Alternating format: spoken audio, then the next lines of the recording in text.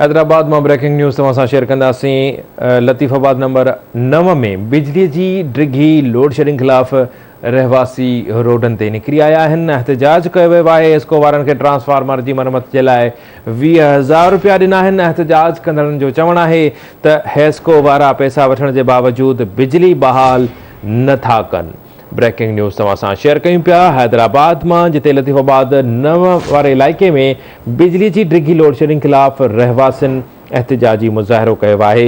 इरफान बुघियो असां सां हैदराबाद में गॾु आहे। इरफान, छा सूरतयाल आहे, छा चवणु आहे शहरनि जो?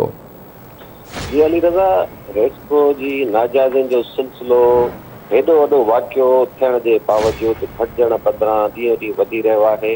ट्रांसफार्मर फाटण सबबि 10 ॼणा जेको आहे फोत थी विया। हेॾो वॾो वाक़ियो पेश आयो।